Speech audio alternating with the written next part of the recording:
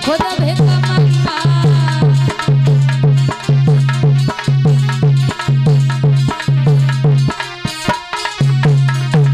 जवाब दिया आप मुझे क्या दे सकते हैं, और हमारा ये स्वभाव भी नहीं है कि भिखारियों से दान लें। जवाब दिया विंध्यावली ने, खुद भिख मंगा तुम बिल्कुल हो नंगा। खुद भिख मंगा, खुद भिख मंगा, खुद भिख मंगा।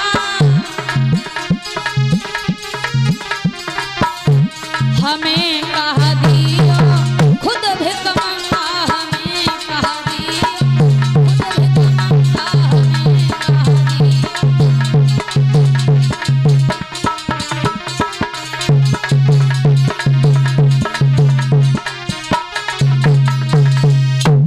भक्तों। जैसे ही कहा विंध्यावली ने आप मुझे क्या दे सकते, भिखारियों से हम दान नहीं लेते। भगवान कहने लगे कैसी बात कर रही हो विंध्यावली, मांग लो कुछ।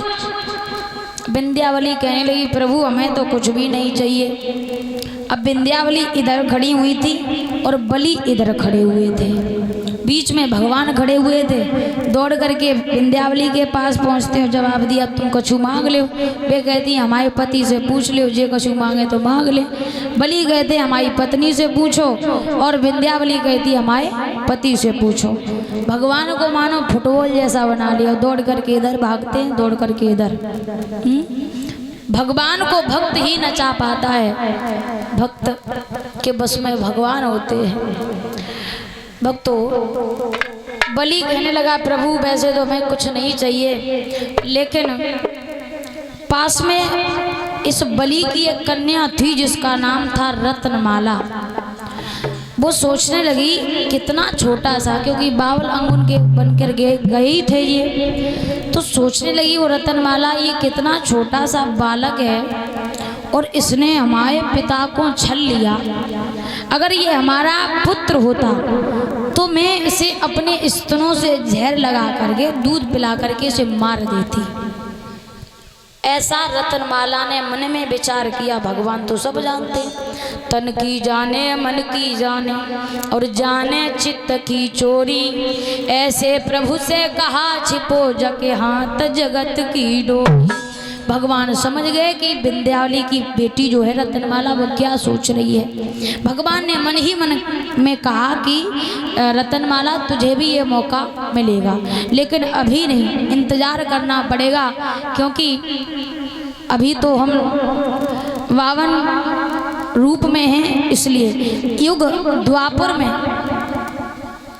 तुम जब पूतना बन के आओगी और मैं कृष्ण रूप में आऊँगा तब तुम्हारा दूध भी पीऊँगा, और तुमने जो मन में विचार किया तुम्हारी इच्छा को पूर्ण करूँगा।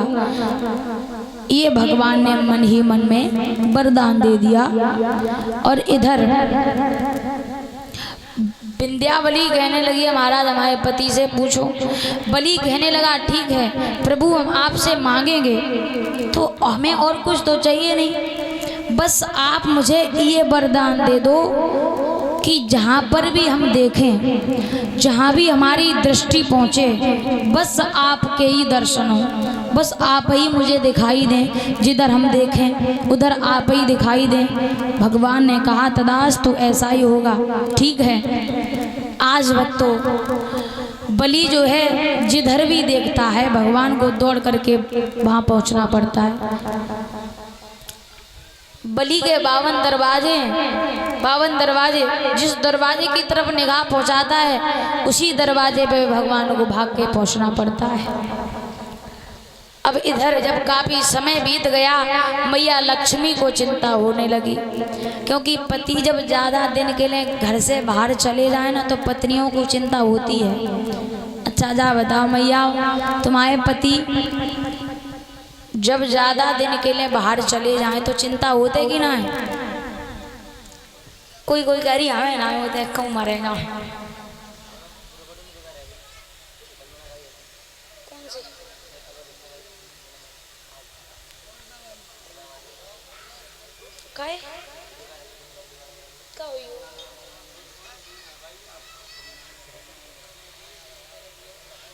चलो गाय दो, आधी गाय दो।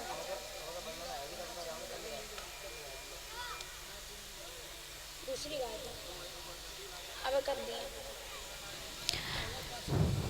बस अब कर रहे। तो महाराज मैया लक्ष्मी को बड़ी चिंता हुई और सोचने लगी, बताओ हमारे पति तो अबू लौट के ना आए तो क्या करें। उसी समय देव ऋषि नारद आ गए। देव ऋषि नारद को जब आता हुआ देखा तो मैया लक्ष्मी कहने लगी, देखो नारद तुम तो हर जगह विचरण करते हो, ये बताओ हमारे पति कहाँ पर हैं। देव ऋषि नारद बोले हैं, भाई तो हम आपसे पूछने आए हैं, प्रभु से मिलने के लिए आए, कई दिन हुए दिखाई नहीं दिए भगवान। जवाब दिया, आप सब कुछ जानते हैं मेरे प्रभु कहाँ पर हैं। जवाब दिया, तुम्हारे प्रभु ये बताओ कहाँ गए थे। तो लक्ष्मी जी बोली, देखो हमारे पति जो थे बलि की परीक्षा लेने के लिए गए थे। देव ऋषि नारद बोले, परीक्षा लेने के लिए गए थे कि परीक्षा देने के लिए। बोले क्या मतलब, कि तुम्हारे पति जो है ना बलि के द्वार पे चौकीदारी का काम कर रहे हैं, अब हमारे पति मुझे कैसे मिलेंगे। तो देव ऋषि नारद ने कहा कि तुम जाओ बलि की बहन बन के। बलि के कोई बहन नहीं है और तुम बहन बन के जाओगी, राखी बांधोगी तो बलि कहेगा कुछ मांग लो, तो अपने पति को मांग लेना। बोले ठीक है। आज उसी समय लक्ष्मी जी अपना भेष बदल करके और बलि के द्वार पे पहुंची राखी लेकर के। बलि कहने लगा, आप कौन हैं। तो लक्ष्मी जी बोली हैं, रक्षा बंधन को त्योहारी और बहना बड़ी दूर से आई।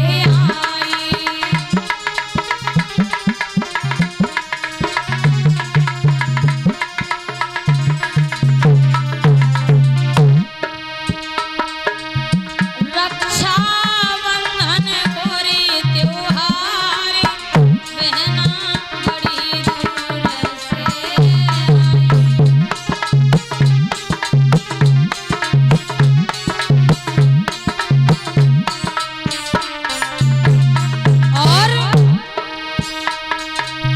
बलि कहने लगा, बहन तुम बहुत अच्छी जगह पे आई हो, काहे सो हमारी कोई बहनें ना है, तुम हमारी बहन बन जाओ। तो उसी समय लक्ष्मी बोली, मन मेरे में ऐसी इच्छा बंधवाई ले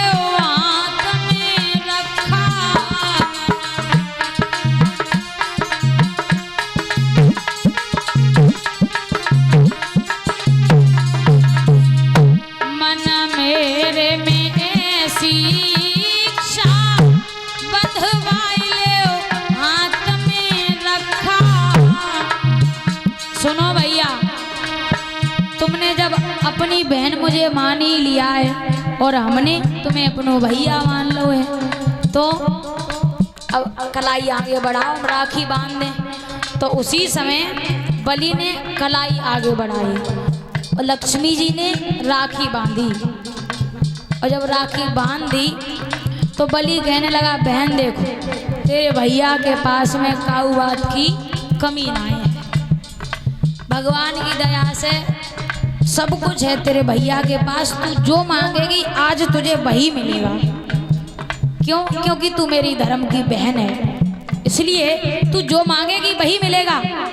आज उसी समय लक्ष्मी कहने लगी है, वैसे तो भैया हमें कछु ना चाहिए, लेकिन अगर तुम ज्यादा कह रहे हो तो और कछु ना है। भैया दे दे चौकीदारी बहना बड़ी दूर से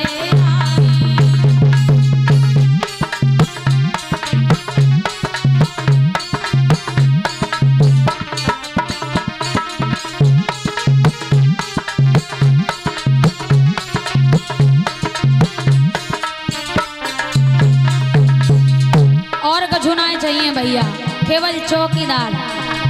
भैया दे दे चौकीदार बहना